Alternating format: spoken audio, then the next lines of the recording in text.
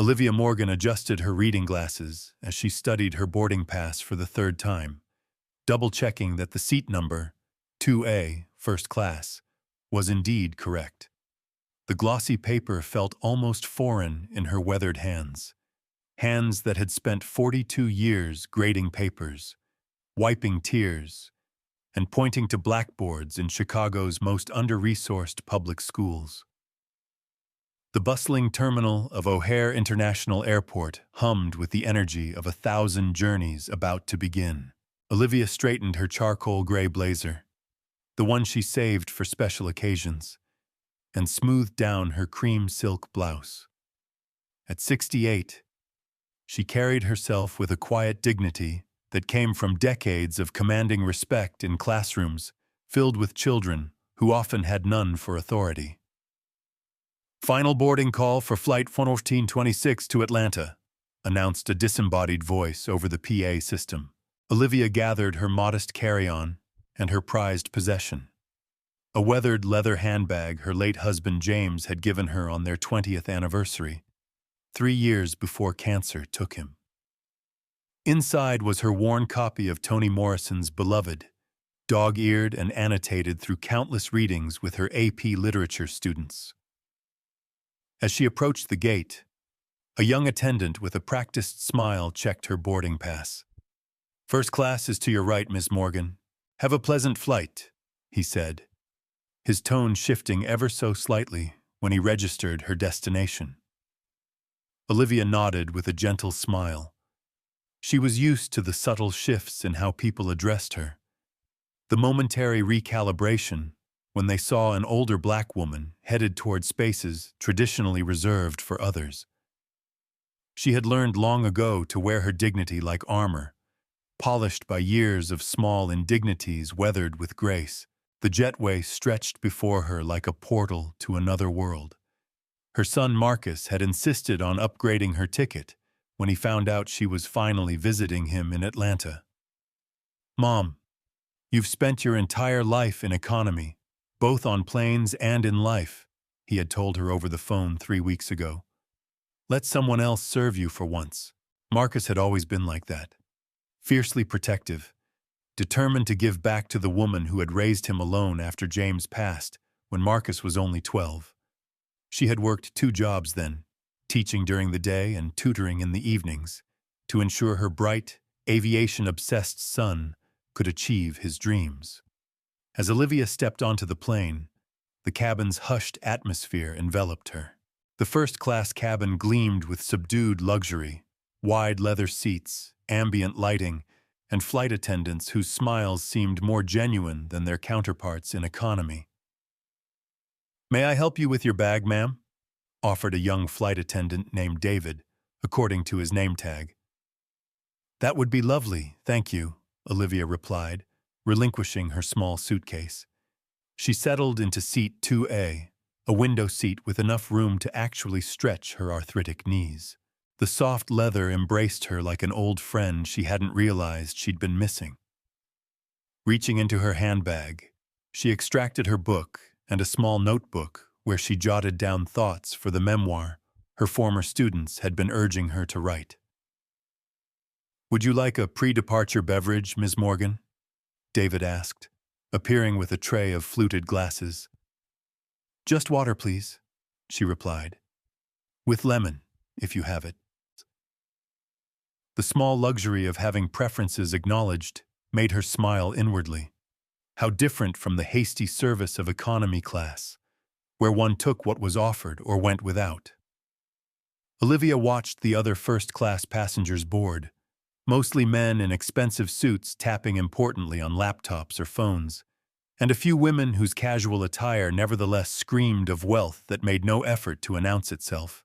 Most nodded politely, or didn't acknowledge her at all, too absorbed in their own private worlds of privilege to notice an elderly black woman in their midst. She didn't mind. Olivia was used to being invisible when it suited others, and hypervisible when it didn't.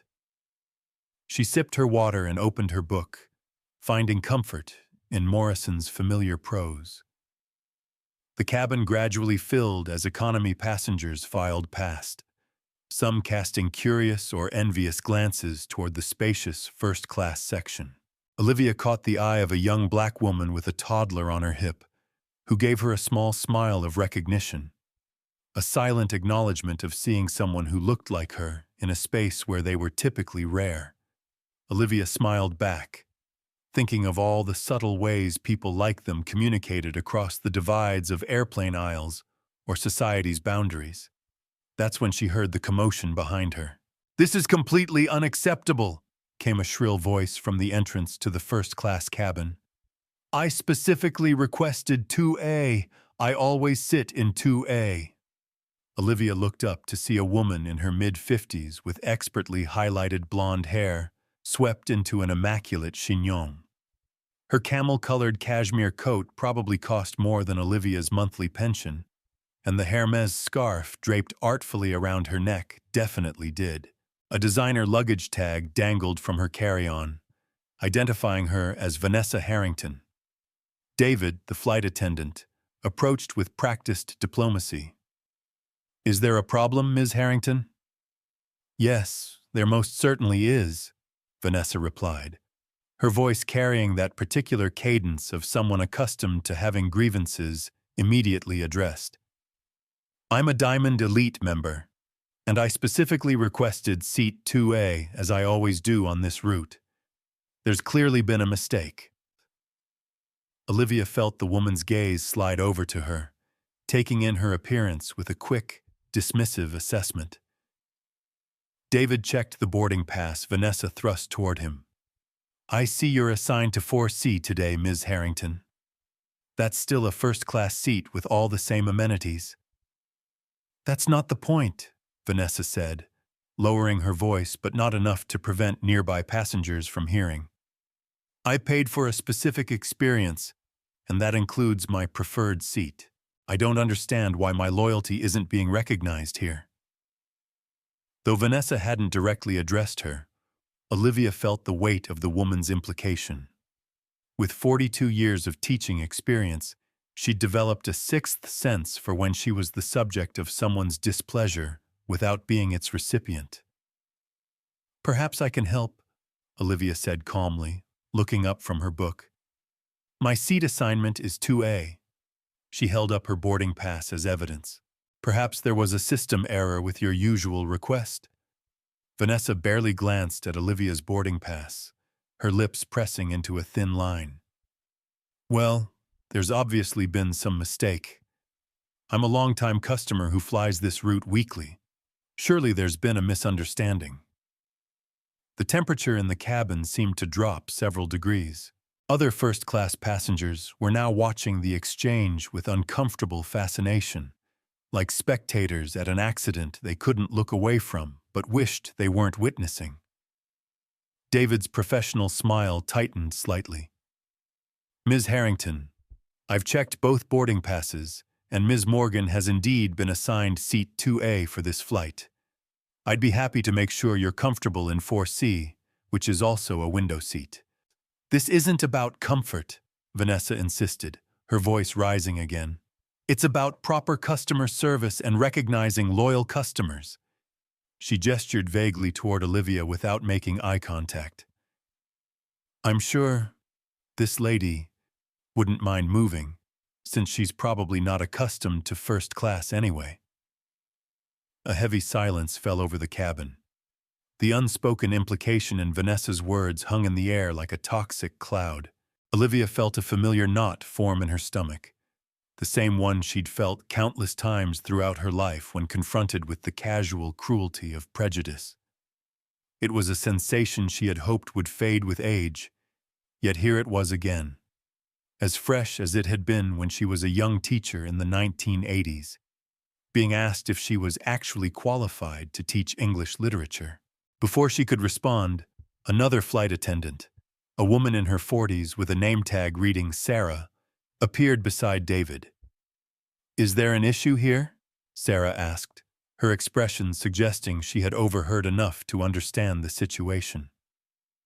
"Yes," Vanessa said, turning to the new arrival with renewed hope. "I'm a Diamond Elite member who always sits in 2A.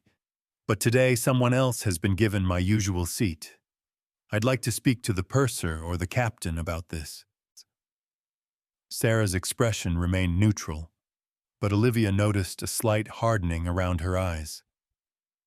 "Ma'am, seat assignments are final unless there's a technical issue with the aircraft. Miss Morgan's boarding pass clearly assigns her to 2A. I must ask you to take your assigned seat in 4C so we can complete boarding and depart on time." Vanessa's cheeks flushed with indignation. "This is outrageous. Do you know how much money I spend with this airline annually? I deserve better treatment than this. I want to speak to someone in charge immediately." "That would be me," came a deep, authoritative voice from behind them. Silence instantly fell over the first-class cabin as a tall, imposing figure in a crisp black uniform with 4 gold stripes on each shoulder stepped into view. Captain Marcus Morgan stood in the aisle, his presence commanding immediate respect. At 42, he carried himself with the confidence of someone who had earned his position through relentless work and exceptional skill. "I'm Captain Morgan, the pilot in command of this aircraft. What seems to be the issue here?"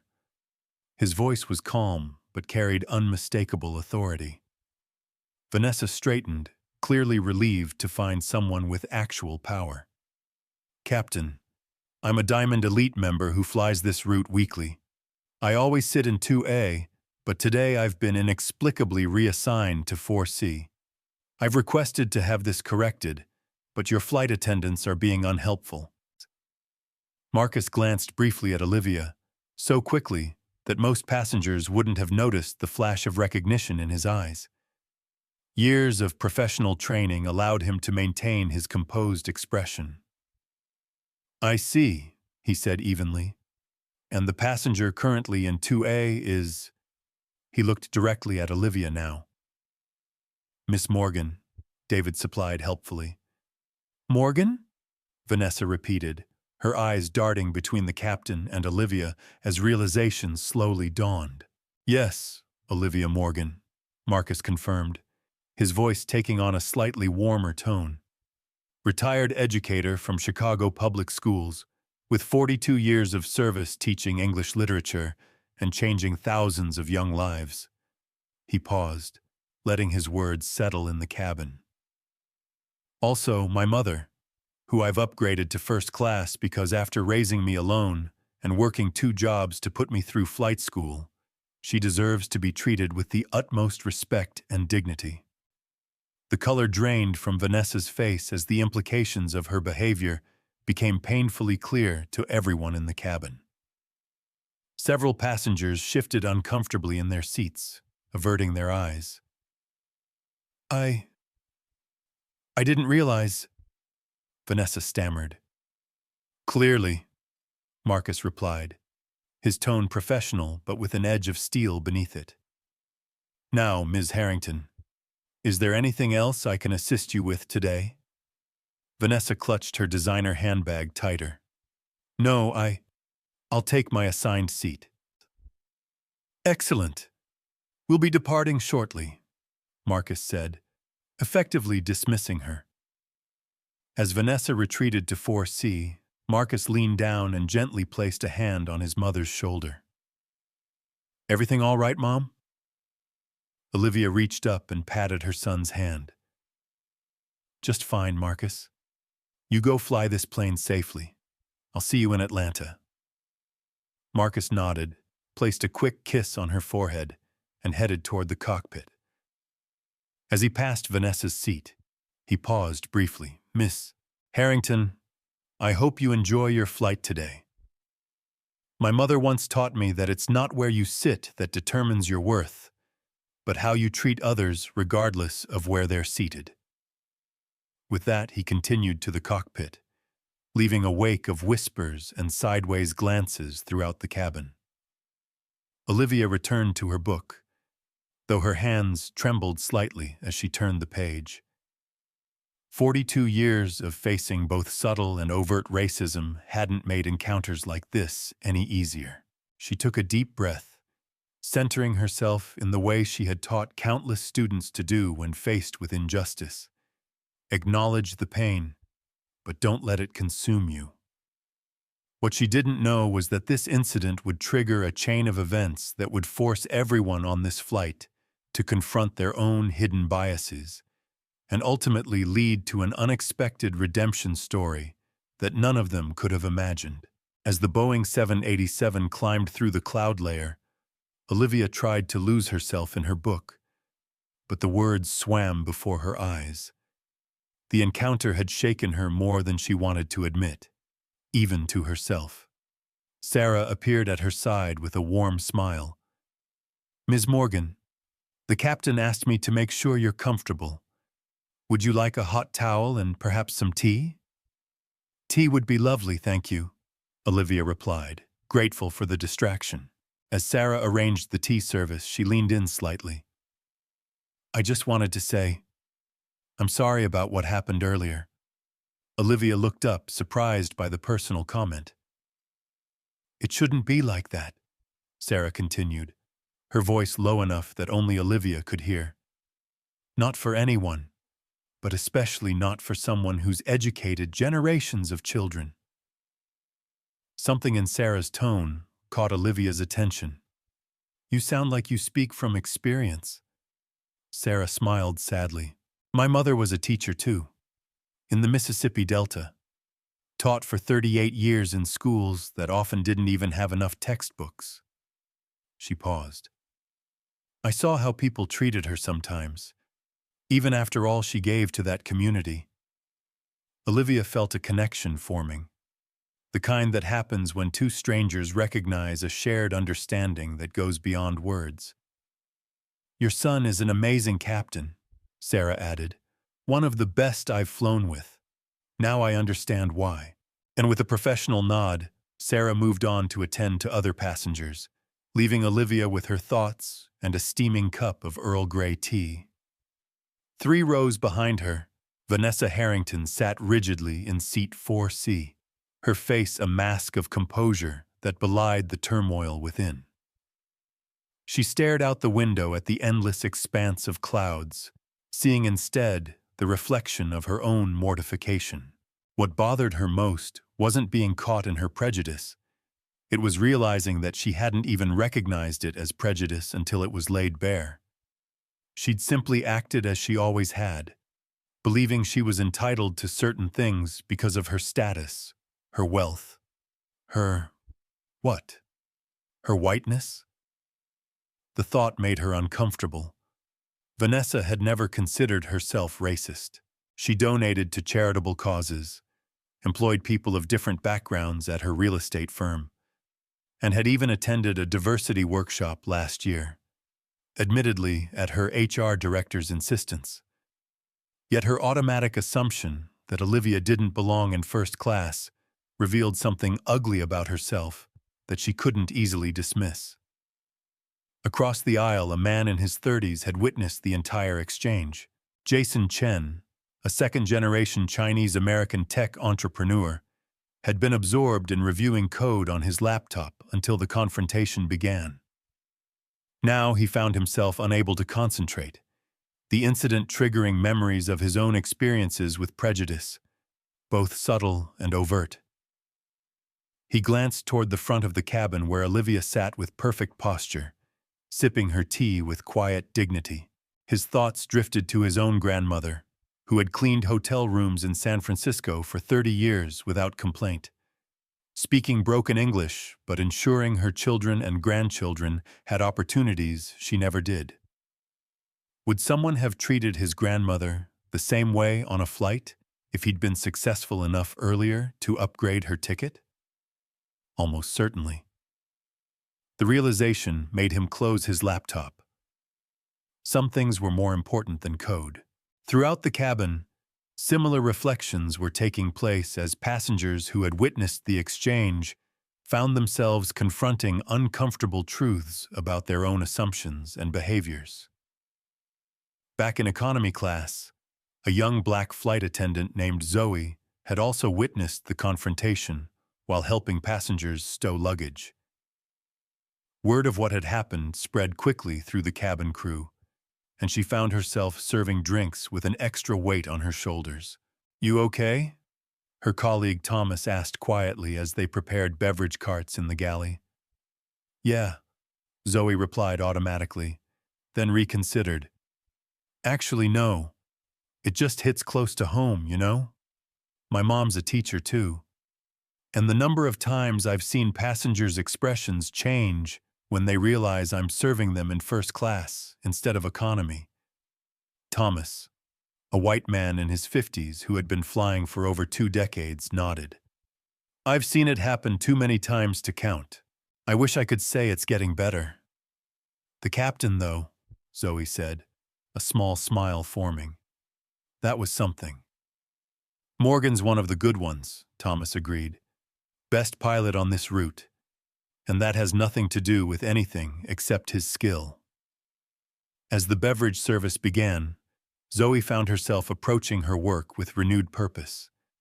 Each interaction was an opportunity to challenge someone's expectations just by performing her job with excellence and dignity. In the cockpit, Marcus Morgan monitored the instruments with the precision that had made him one of the airline's most respected pilots. But beneath his professional exterior, anger simmered.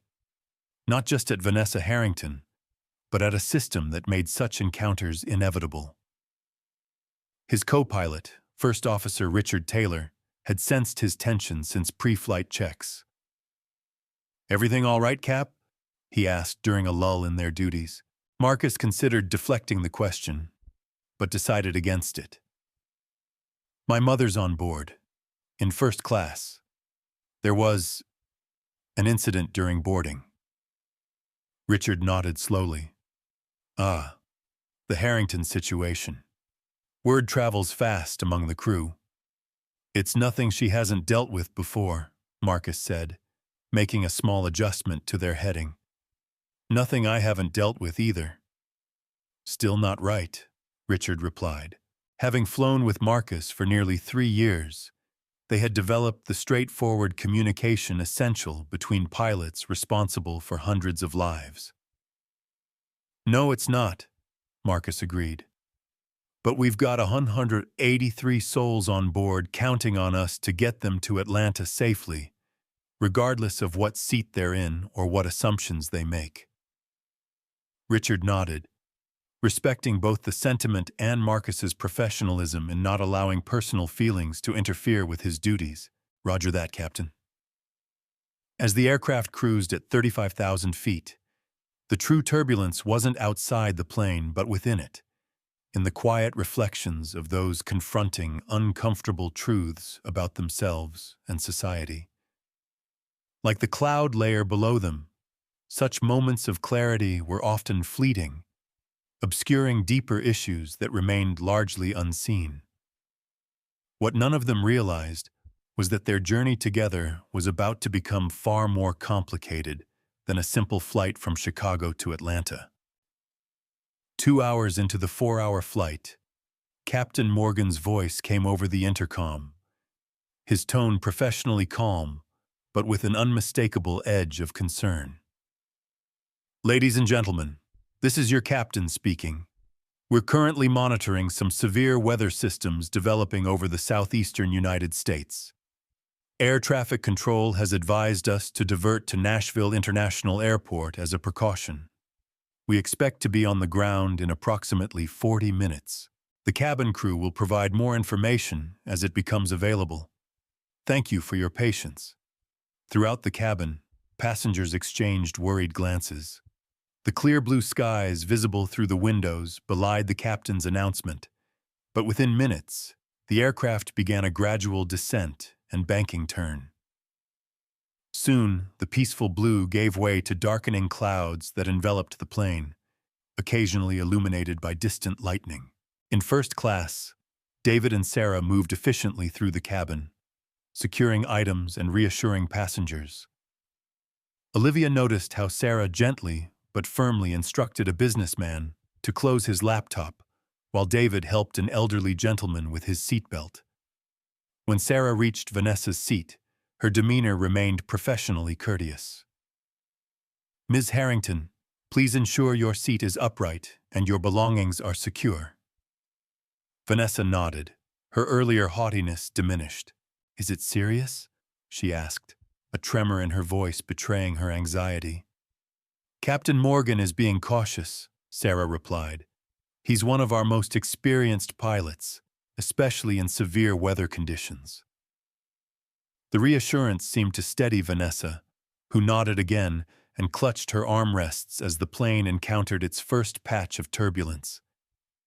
3 rows ahead, Olivia closed her eyes briefly, saying a silent prayer, not from fear, but from habit formed over decades of facing uncertainty. When she opened them, she found Jason Chen looking at her from across the aisle. "First time in turbulence?" he asked with a small smile. "Oh no," Olivia replied. "I've weathered plenty of storms, both in the air and on the ground." Something in her tone made Jason nod with understanding. "I'm Jason," he said, extending his hand across the aisle. "Olivia Morgan," she replied, shaking it firmly. "I heard," Jason said. "Your son seems like an excellent captain." "He is," Olivia agreed, pride evident in her voice, "though I might be a bit biased." Their conversation was interrupted as the aircraft shuddered more violently, causing several passengers to gasp. Overhead bins rattled ominously, and the cabin lights flickered briefly. In economy class, Zoe moved swiftly down the aisle, checking seatbelts and offering reassuring words to anxious passengers. She paused beside a young mother struggling to comfort a crying toddler. "It's just a little bumpy road in the sky," Zoe told the child with a warm smile. "Your brave pilot knows exactly how to drive on bumpy roads." The mother shot her a grateful look as the child's sobs subsided slightly. Thomas appeared beside her with a small cup of juice and a straw. "Special delivery for our youngest passenger," he said, winking at the toddler. Their teamwork was intuitive, born of shared purpose that transcended their different backgrounds and experiences. In the cockpit, Marcus and Richard worked in focused harmony, their hands moving across controls with practiced precision as they navigated through increasingly challenging conditions. Nashville approach, Delta 1426 descending through 18,000 feet, requesting vectors for the ILS runway 2R, Marcus communicated to air traffic control. Delta 1426 Nashville approach, turn right heading 290, descend and maintain 10,000, expect ILS runway 2R, came the response through his headset. Right to 290, down to 10,000, Delta 1426, Marcus confirmed, executing the turn with smooth precision despite the buffeting winds. Richard kept his eyes on the weather radar, which showed an ominous mass of red and purple indicating severe precipitation and potential wind shear. "Cell moving faster than forecast," he noted. "Suggest we adjust our approach path eastward." Marcus nodded, already thinking the same thing. "Concur. I'll request the modification." Just as he reached for the radio, a blinding flash illuminated the cockpit, followed almost immediately by a deafening crack. The aircraft lurched violently to one side. "Lightning strike," Richard called out, his hands flying over the circuit breakers as warning lights illuminated across the panel. Marcus immediately took manual control, stabilizing the aircraft with practiced skill. "Damage assessment?" Richard scanned the instruments rapidly. "Electrical system compromised. Losing primary navigation. Switching to backup systems now." In the cabin, the lights went out completely, plunging the aircraft into semi-darkness, broken only by the emergency floor lighting. Oxygen masks dropped from overhead compartments, and screams erupted from throughout the aircraft. "Cabin crew, secure for emergency landing," Marcus announced over the remaining PA system, his voice steady despite the crisis unfolding around them. In first class, Sarah and David moved with practiced efficiency, demonstrating how to use the oxygen masks while maintaining calm expressions that belied the seriousness of the situation. Olivia pulled her mask on, then noticed the elderly gentleman across the aisle struggling with trembling hands. Without hesitation, she reached over to help him secure his mask, her teacher's instinct to care for others overriding any personal fear.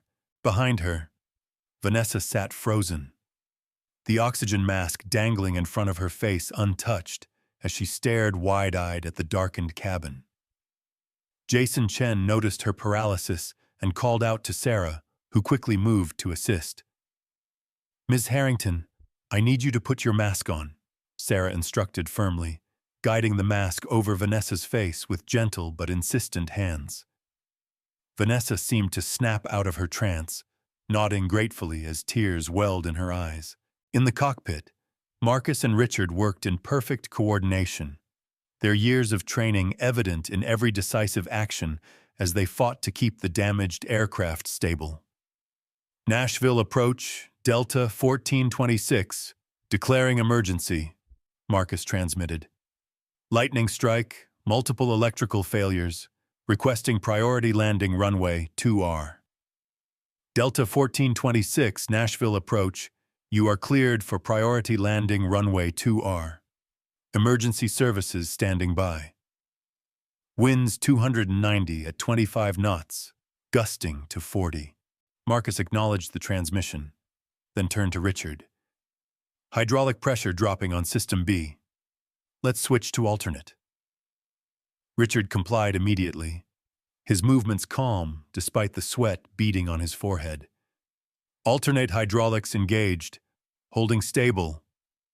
The aircraft continued its descent through the turbulent storm, each patch of clear air bringing Nashville's lights into view before they were swallowed again by dense clouds. In the main cabin, passengers gripped armrests and each other's hands. Some prayed, some cried silently, others sat in stunned silence. The shared experience of vulnerability had erased distinctions of class, race, and status that had seemed so important just hours earlier. Zoe moved through the darkened economy cabin, checking that everyone's mask was properly secured, pausing to hold the hand of an unaccompanied minor who looked terrified. "The captain knows what he's doing," she assured the child. "Captain Morgan is the very best." The aircraft broke through the lowest cloud layer, the runway lights now visible through sheets of rain streaking across the windows. The ground proximity warning system began its automated callouts. 1,000, 500, approaching minimums. "I have visual on the runway," Marcus confirmed, his focus absolute as he guided the damaged aircraft towards safety. "Landing gear down and locked," Richard reported, his voice tight with concentration. The aircraft swayed in the gusting crosswinds as Marcus made continuous small corrections, fighting the elements with skill born of thousands of hours in the cockpit and a lifetime of overcoming obstacles. 100, 50, 30, 20. With a skill that would later be described as extraordinary by aviation experts reviewing the flight data, Captain Marcus Morgan brought the crippled aircraft to a perfect landing on Nashville's rain-soaked runway, the tires screeching as they made contact with the ground. "Reverse thrust," Marcus commanded, and Richard complied instantly as the aircraft decelerated rapidly down the runway. Emergency vehicles raced alongside them, lights flashing through the downpour as the aircraft finally slowed to a safe taxi speed. "Nashville Tower, Delta 1426, aircraft secure, taxiing to emergency stand," Marcus reported, his voice finally betraying a hint of the tension he had been under. "Delta 1426, Nashville Tower. Well done, Captain. Follow emergency vehicles to stand Bravo." As Marcus guided the aircraft to its designated spot, an extraordinary thing happened throughout the cabin. Spontaneous applause erupted, starting in economy and spreading forward into first class. a unified expression of relief and gratitude that transcended all other differences. In seat 2A, Olivia Morgan closed her eyes and whispered, "That's my boy." Nashville International Airport wasn't prepared for the sudden influx of 183 passengers from a diverted flight, especially during a severe thunderstorm that had already disrupted normal operations. The terminal was crowded with delayed travelers, all anxiously watching departure boards where delayed flashed beside nearly every flight. The passengers of Flight 1426 were directed to a conference room, hastily converted into a waiting area. Airport staff distributed water bottles and generic updates, but concrete information about continuing to Atlanta was scarce. The artificial boundaries of the aircraft's seating arrangement had dissolved, with first class and economy passengers alike sharing the same space and uncertainty. Some passengers formed small groups, sharing phone chargers and swapping stories of previous travel disruptions in an attempt to normalize their experience. Olivia sat quietly on a chair at the periphery, watching the human dynamics unfold with the observant eye of someone who had spent decades studying group behavior in classrooms. She noticed how people naturally segregated themselves: business travelers with business travelers, families with families, older passengers with older passengers. Captain Morgan and his flight crew had been immediately whisked away for debriefing with airline officials and aviation authorities, a standard procedure after emergency landings. The absence of official airline representatives left passengers increasingly restless.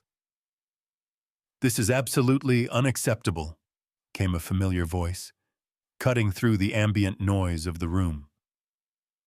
Vanessa Harrington had cornered a young airport employee whose name tag identified him as Kevin, customer service intern. "We've been here for over an hour with no information, no refreshments beyond water, and no compensation offer," Vanessa continued, her earlier vulnerability replaced by practiced indignation. "I'm a Diamond Elite member, and I expect better treatment than this." Kevin, clearly overwhelmed, struggled to form a response. "Ma'am, I understand your frustration, but with the storm is precisely why you should have contingency plans in place," Vanessa interrupted. "I need to speak with a manager immediately." Olivia watched the exchange with a mixture of disappointment and resignation. Some lessons, it seemed, were harder to learn than others. To her surprise, Jason Chen approached Vanessa and the beleaguered intern. "Excuse me," he said politely but firmly, "but I think we all understand that the airport staff are doing their best during an unexpected situation. Perhaps we could channel our energy into helping rather than complaining." Vanessa turned to him, momentarily stunned by the intervention. Before she could respond, another voice joined the conversation. "He's right," said an older gentleman Olivia recognized as having sat in first class. "I've been stuck in airports around the world, and I can tell you that no amount of status makes the weather clear faster." A small crowd had begun to form around them, drawn by the confrontation but increasingly supportive of the calls for patience. Vanessa looked around, suddenly aware that she had become the center of attention for all the wrong reasons, again. Something shifted in her expression, a subtle but noticeable softening.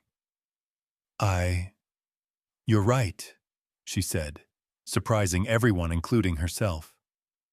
"I apologize, Kevin. That wasn't fair to you." The intern nodded gratefully, clearly relieved. Jason extended his hand to Vanessa. Jason Chen, tech entrepreneur and frequent flyer who's learning that being frequent doesn't always mean being right. A reluctant smile tugged at Vanessa's lips as she shook his hand. Vanessa Harrington, real estate executive and work in progress, apparently. From across the room, Olivia observed the interaction with interest. The emergency landing had stripped away some pretenses, creating space for more authentic human connection. Whether those changes would last beyond this shared crisis remained to be seen, but it was a start. Her observations were interrupted by the arrival of Sarah, the flight attendant from first class, now dressed in her civilian clothes rather than her uniform. "Miss Morgan, may I join you?" Sarah asked. "Of course," Olivia replied, gesturing to the empty chair beside her. Sarah sat down with a weary sigh. "The crew's been released from debriefing. Your son was amazing up there. The aviation safety investigators said they've rarely seen such textbook handling of a dual system failure during severe weather conditions." Pride swelled in Olivia's chest. He always was a quick study. Even as a boy, he could focus completely on what mattered when everything else was falling apart. "He said he learned that from you," Sarah replied. "Said you taught him that skill when his father passed away." Olivia's eyes widened in surprise. "He told you about James?" Sarah nodded. "Just briefly, during the debriefing, when they asked about his decision-making process. He said something about how his mother taught him to identify what you can control versus what you can't, when everything feels like it's crashing down around you." Tears pricked at Olivia's eyes. "I didn't know he remembered that conversation. He was only 12 when James died. I was trying to explain why we had to keep going to school, keep doing homework, keep living our lives even when it felt impossible." "Well, it saved 183 lives today," Sarah said simply.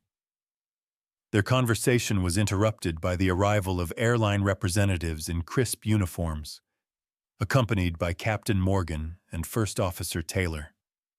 The room immediately fell silent as everyone turned toward the front, hungry for information. A woman in a tailored suit stepped forward.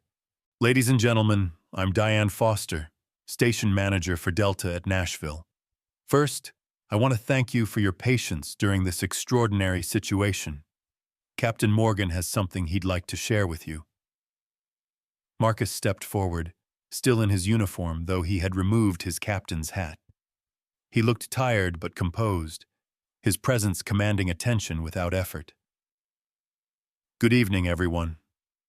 I want to update you on our situation. The aircraft sustained damage from the lightning strike that affected multiple electrical and navigation systems. Our maintenance team has determined that repairs will take at least 24 hours before the aircraft is airworthy again." A collective groan rippled through the crowd. "However," Marcus continued, "the airline has arranged alternative transportation. We have 3 buses ready to transport anyone who wishes to continue to Atlanta by road tonight. The journey will take approximately 4 hours. Alternatively, you may choose to stay overnight in Nashville at the airline's expense, and we've arranged seats on tomorrow morning's flights to Atlanta."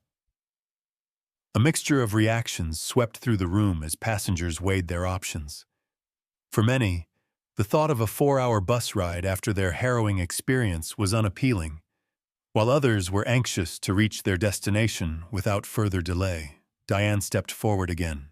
"We'll need you to form 2 lines, one for those choosing bus transportation and one for those opting to stay overnight.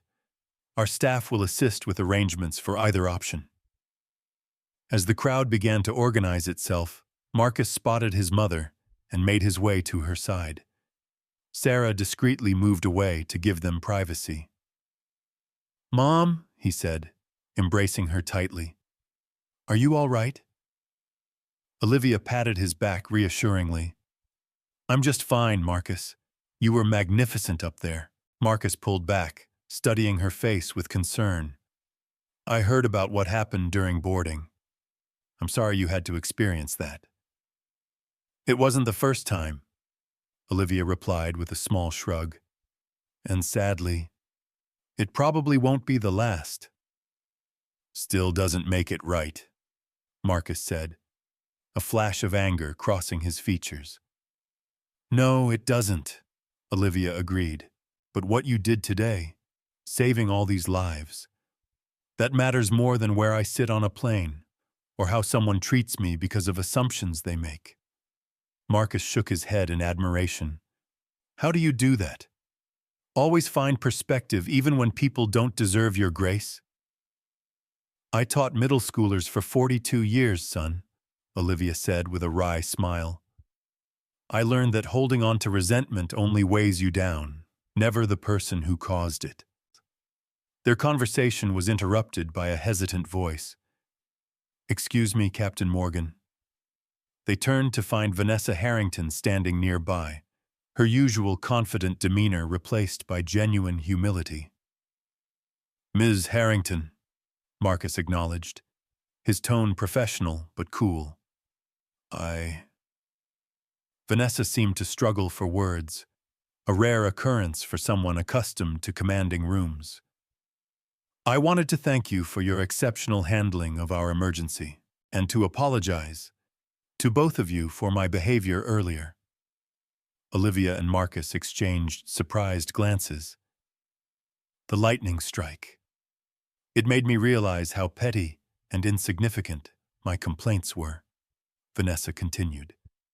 When those oxygen masks dropped, all I could think was that I might die with my last interaction being one of disrespect to a woman who's clearly accomplished so much in her life.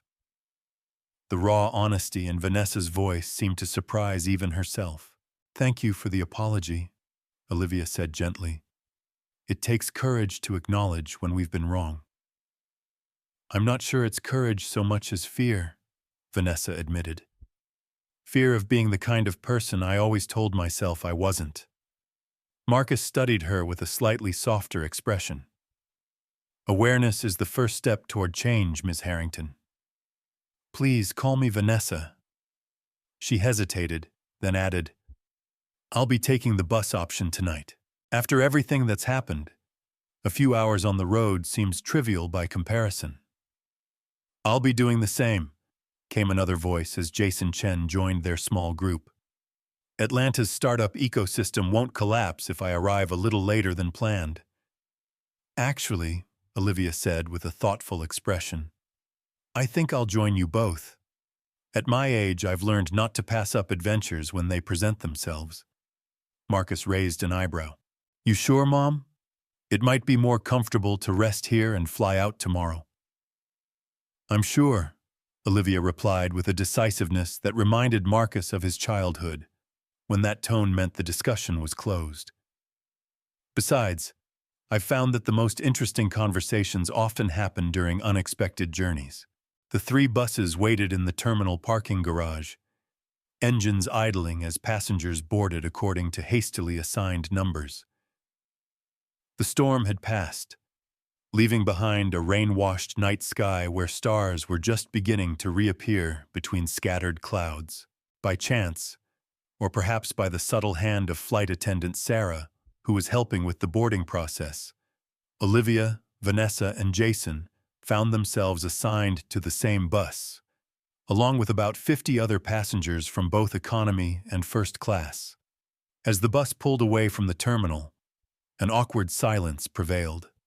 The shared crisis had created temporary bonds that now seemed uncertain in this new context. Most passengers retreated into private worlds of smartphones or attempted sleep, the soft blue glow of device screens creating islands of light throughout the darkened vehicle. Olivia sat by a window, watching Nashville's lights recede as the bus joined the interstate heading southeast toward Atlanta.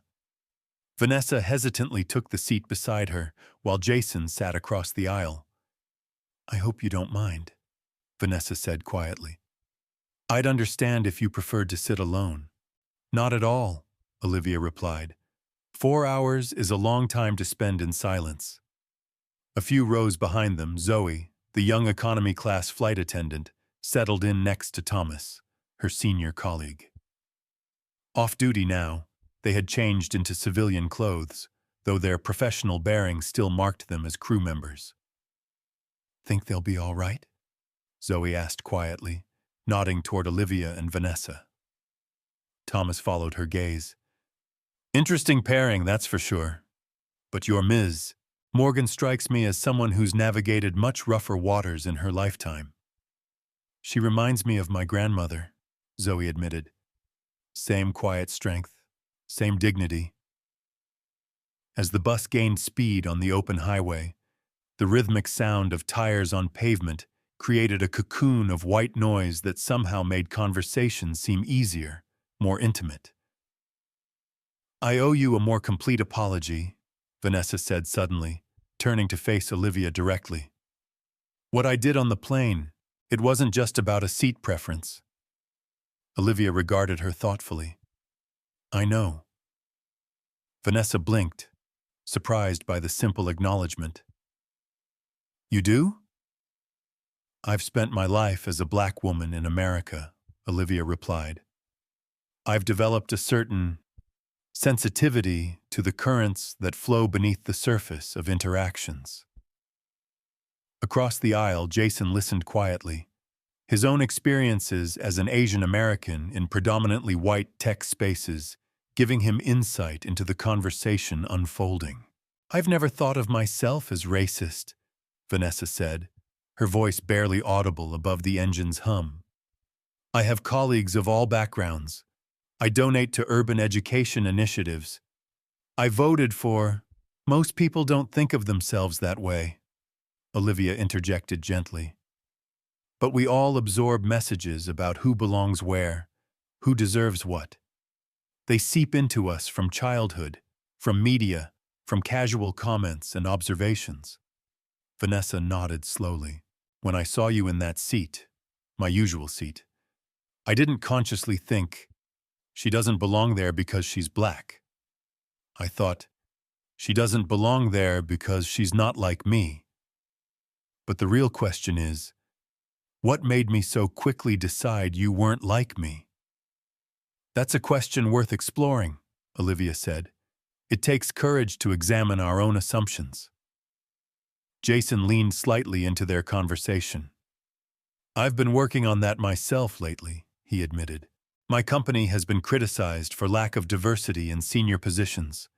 I kept saying we hire based on merit alone, but never questioned why our definition of merit seemed to produce such homogeneous results."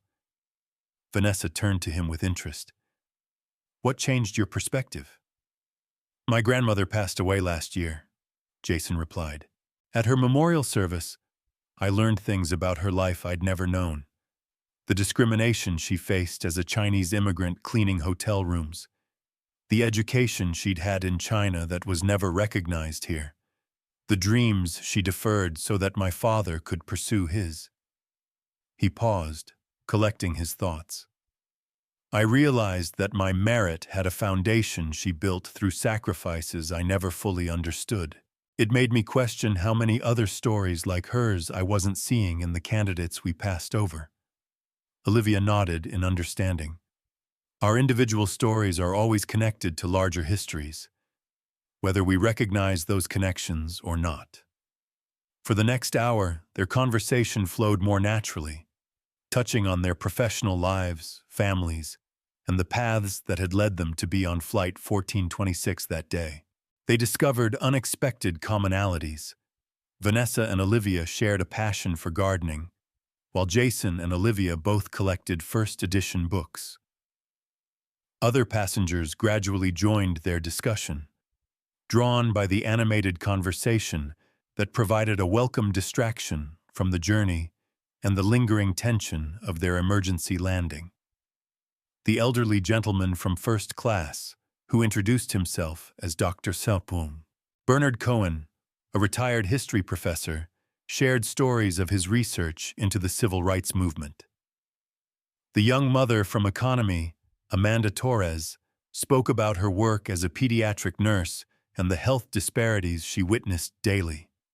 As midnight approached, the bus stopped at a rest area along the interstate. Passengers disembarked to stretch their legs, use facilities, and purchase snacks from vending machines. Olivia found herself standing next to Zoe near a coffee machine that was struggling to produce something drinkable. "You were wonderful during the emergency," Olivia told the young flight attendant. "That little boy with his mother. You made him feel safe when everything was frightening." Zoe looked surprised and touched by the recognition. Thank you, Ms. Morgan. That means a lot coming from you. A few of us heard about what happened before takeoff. Word travels fast on airplanes, Olivia observed with a small smile. It does, Zoe agreed. And so does word about captains who stand up for what's right. My son has always had a strong sense of justice, Olivia said, sometimes to his detriment in his younger years. It's serving him well now, Zoe replied. We all request to work his flights. He treats everyone with the same respect, from the cleaning crew to the senior executives who sometimes fly with us. That's the greatest compliment you could give me about him, Olivia said, genuine emotion in her voice. All those late nights helping with homework, all those difficult conversations about navigating a world that wouldn't always be fair to him. Knowing he became not just successful, but kind makes it all worthwhile.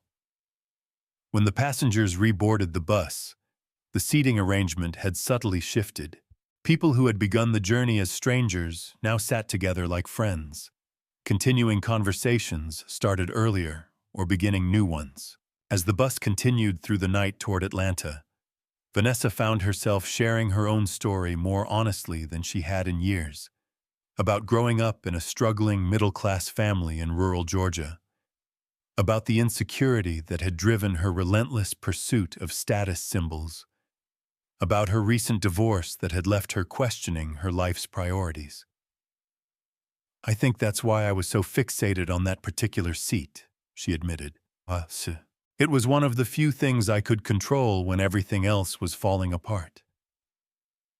Understanding why we behave as we do doesn't excuse the behavior, Olivia said kindly but firmly, but it does give us a place to begin changing. How did you become so wise? Jason asked her with genuine admiration. Olivia laughed softly. I'm not sure wisdom is the right word. Experience, perhaps. When you've lived through the civil rights era, raised a black son alone in America, and managed classrooms of teenagers for 4 decades, you develop a certain perspective. The conversation turned to education, with Olivia sharing stories from her teaching career that had both her seatmates laughing and, at times, blinking back tears. You should write these down, Vanessa suggested. Your experiences, your insights, they're valuable. My former students have been saying the same thing, Olivia acknowledged.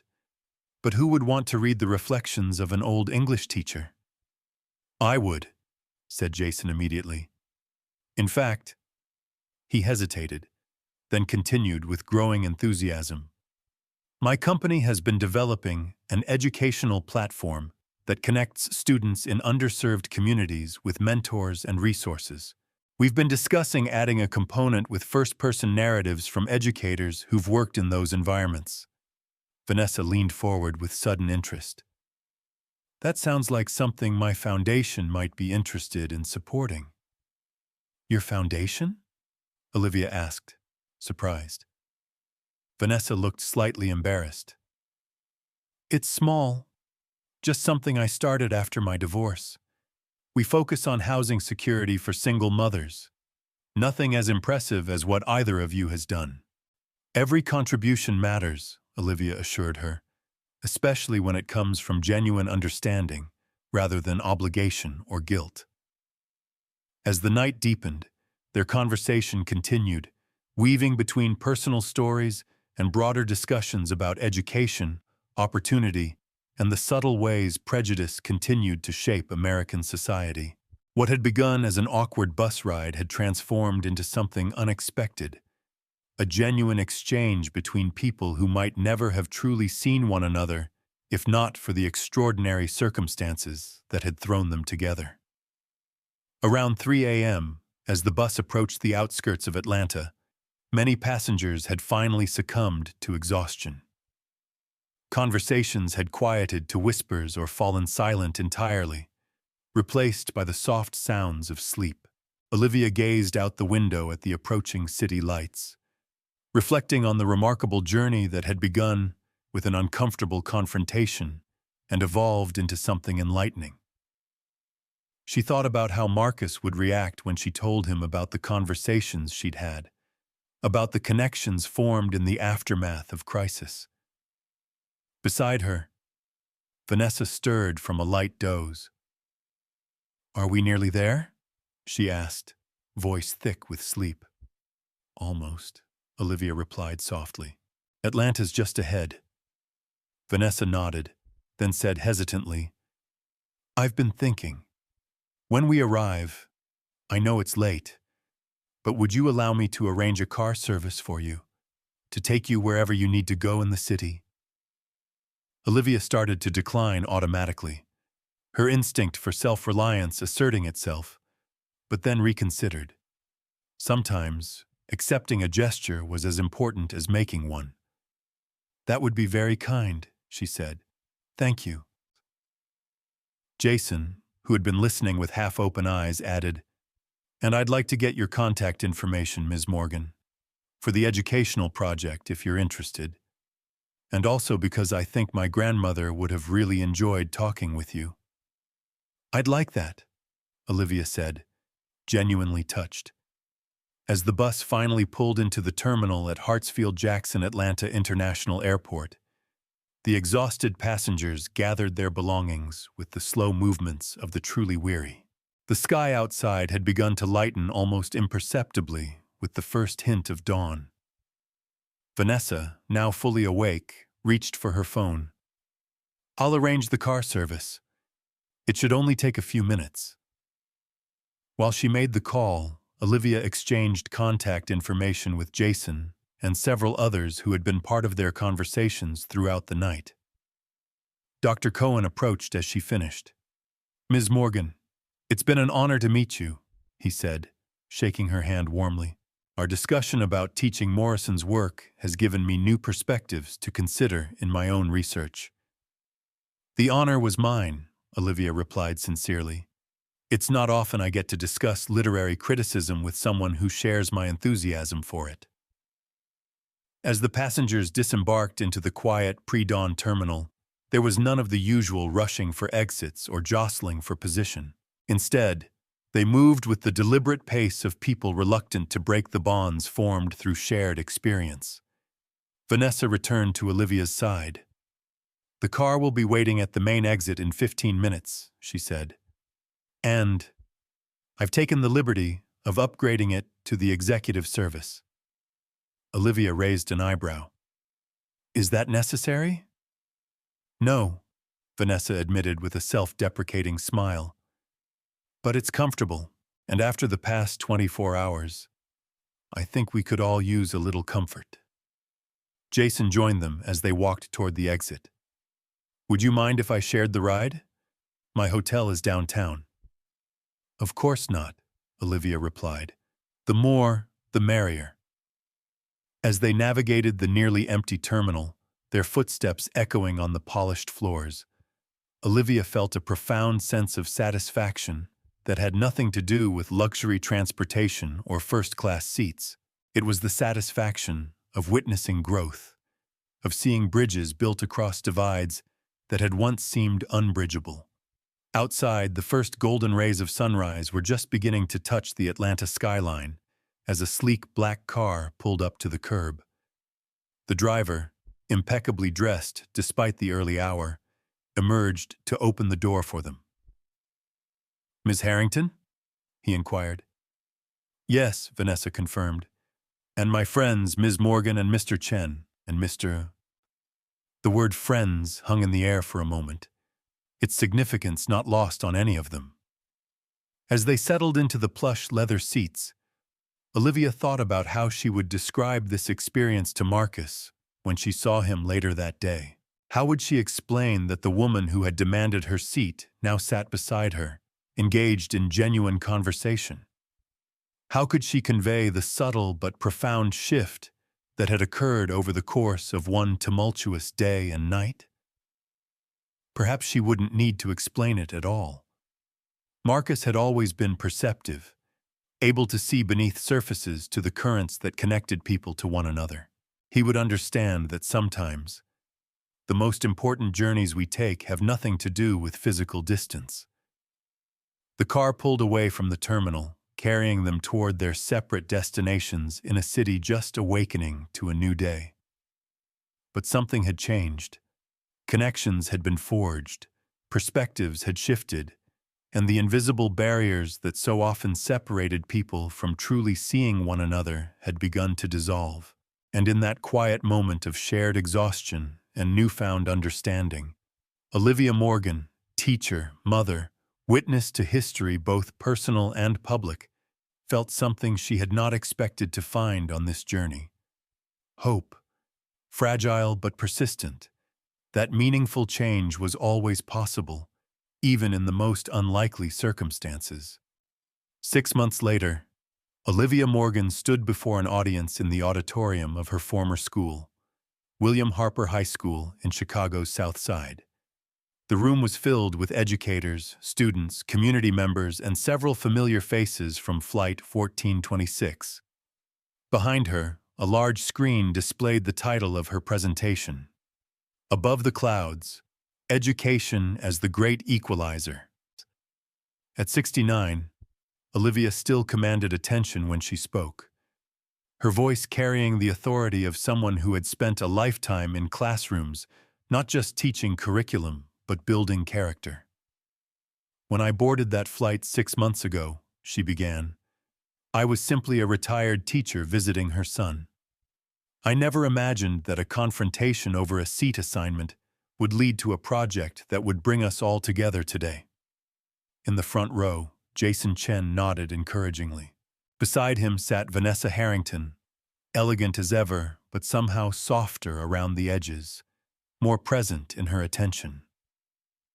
Dr. Cohen had flown in from Boston specifically for this event, and several rows back, Zoe and Thomas, still in their flight attendant uniforms, having arranged their schedules to attend, listened intently. The Educational Pathways Initiative we're launching today isn't just about technology or funding, though we're fortunate to have both, Olivia continued. It's about recognizing that our individual stories are connected to larger narratives about opportunity, access, and dignity. The initiative, a collaboration between Jason's tech company, Vanessa's foundation, and a coalition of educational organizations, would provide resources, mentorship, and technological support to underserved schools across the country. At its heart was a digital platform featuring the stories and wisdom of veteran educators like Olivia, creating bridges between generations of teachers and between educational communities with vastly different resources. Sometimes, transformation begins in unlikely places, Olivia said, her gaze sweeping across the audience. In our case, it began at 35,000 feet during a thunderstorm, and after the presentation, a reception was held in the school library, newly renovated as part of the initiative's pilot program. Guests mingled among the stacks, admiring the state-of-the-art computer lab and the carefully curated collection of books that reflected the diverse histories and experiences of the student population. Vanessa approached Olivia with 2 glasses of sparkling water. Your speech was magnificent, she said, handing one to Olivia. You've always had a gift for finding the perfect words. Years of practice, Olivia replied with a smile, and a deep appreciation for language. The Foundation's board was impressed by the proposal, Vanessa said. They've approved funding for expansion to 5 additional schools next year. That's wonderful news, Olivia said. The impact this will have on those communities. I know, Vanessa nodded. It's more meaningful than anything I've done in my career so far. Jason joined them, accompanied by a distinguished-looking man in a pilot's uniform. Mom, Marcus said, embracing Olivia warmly. Sorry I'm late. The flight from Atlanta was delayed due to weather. The irony isn't lost on me, Olivia teased, patting his cheek affectionately. Marcus turned to Vanessa, his expression no longer coolly professional, but genuinely warm. Ms. Harrington, good to see you again under better circumstances. Please, it's Vanessa, she replied, offering her hand. And the circumstances have improved immeasurably thanks to your mother's influence. They chatted comfortably until Jason was called away to help troubleshoot an issue with the presentation technology. As he left, Vanessa's expression became more serious. "I've been meaning to tell you both something," she said, her voice quieter. "That confrontation on the plane, it forced me to face aspects of myself I'd been avoiding for years, the privilege I'd taken for granted, the assumptions I made without even realizing I was making them." "Growth is rarely comfortable," Olivia observed. "No, it isn't," Vanessa agreed. "But it's necessary. Since that day, I've been doing a lot of reflection, a lot of reading, a lot of listening. I've made mistakes in the process, said the wrong things, assumed too much, stepped back when I should have stepped up. But I'm learning." Marcus nodded appreciatively. "That's all any of us can do. Keep learning, keep growing." "The foundation work has been transformative for me," Vanessa continued. "Especially our housing program for single mothers. Getting to know these women, hearing their stories, it's changed how I see the world in ways I couldn't have imagined." Their conversation was interrupted by the arrival of Sarah, the flight attendant, who had been so kind to Olivia during the flight. She had remained in touch with both Olivia and Marcus since that day, eventually becoming involved with the Educational Pathways Initiative herself. "The student presentations are about to begin in the computer lab," Sarah informed them. "You won't want to miss this, Olivia. They've been working on these projects for weeks." The four of them made their way to the lab, where a group of high school students waited nervously to present their digital storytelling projects, personal narratives exploring their communities, families, and aspirations, created using tools provided by the initiative. As the first student began her presentation, a powerful exploration of her grandmother's immigration journey from Haiti to Chicago, Olivia felt a profound sense of continuity, of stories flowing from one generation to the next, becoming richer and more complex with each telling. The student, a poised young woman named Michelle, had interviewed her grandmother about leaving Port-au-Prince in the 1970s, about the struggles of establishing a new life in a foreign country, about the dreams she had carried with her and the reality she had found. The presentation wove together historical context, personal narrative, and Michelle's own reflections on her identity as a first-generation American. "My grandmother always told me that education was the one thing no one could ever take away from you," Michelle concluded. "That's why she insisted my mother go to college, and why my mother insists the same for me. Their sacrifices have created my opportunities, and I want to honor that legacy by creating opportunities for others." The room erupted in applause.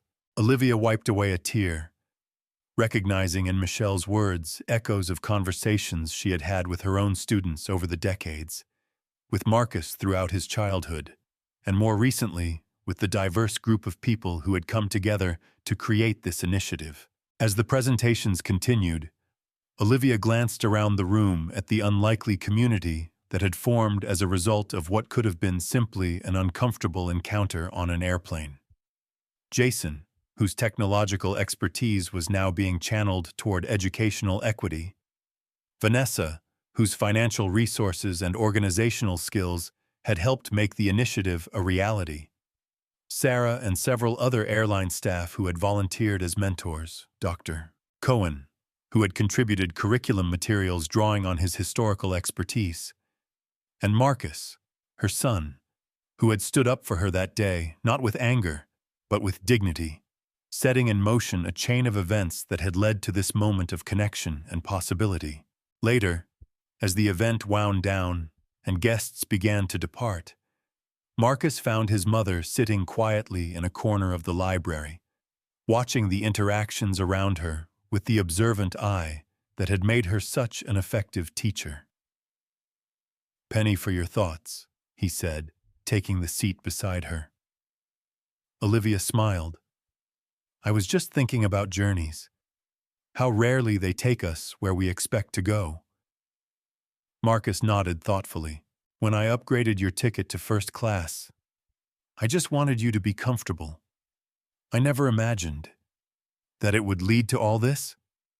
Olivia gestured to the room around them, to the students still excitedly discussing their projects, to the adults forming connections and making plans for the initiative's future. Life rarely follows our flight plan, Marcus said with a wry smile. Sometimes we have to navigate through unexpected turbulence to find clearer skies. Your father would be so proud of the man you've become, Olivia said softly. Not just your accomplishments, but your character. The way you stand up for what's right without diminishing others. Marcus covered his mother's hand with his own. I had an excellent teacher. As they sat together in comfortable silence, Vanessa approached with a somewhat hesitant expression. I hope I'm not interrupting, she said. But there's something I wanted to ask you both. Not at all, Olivia assured her. What's on your mind? The airline has approached me about participating in a special project, Vanessa explained. They want to create a training program addressing unconscious bias in customer service, particularly for premium services. They've asked me to share my experience and perspective. She paused, clearly still uncomfortable with her role in the initial confrontation. I'm wondering if you might be willing to participate as well, Olivia, and you too, Captain Morgan, if your schedule permits. I think hearing multiple perspectives would make the training more effective. Olivia exchanged a glance with Marcus before responding. I think that could be very valuable, she said thoughtfully. Not to focus on that specific incident, but to use it as a starting point for a larger conversation about recognition and respect. Exactly, Vanessa agreed, relief evident in her voice. It's not about assigning blame, but about creating awareness that leads to change. Count me in, Marcus said.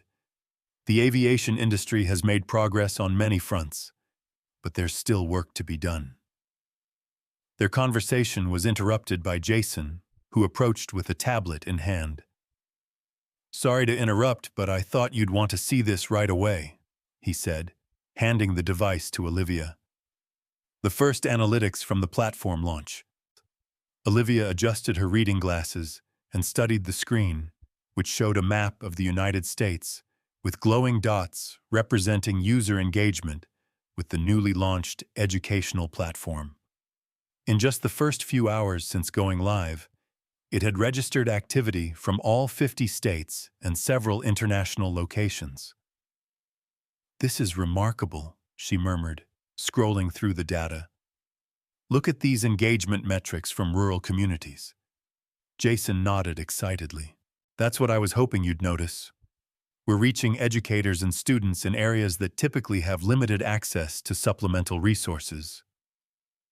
As they discussed the implications, a notification appeared on the screen. A message from a teacher in a small town in Alaska, expressing gratitude for access to materials that addressed the specific needs of her Indigenous students. Olivia read the message aloud to the group, her voice catching slightly with emotion. This is why we do this work, she said. Not because we can solve every problem or erase every inequality, but because we can create connections that might not otherwise exist. As evening fell and the event finally concluded, the small group that had begun as strangers on a turbulent flight stood together outside the school.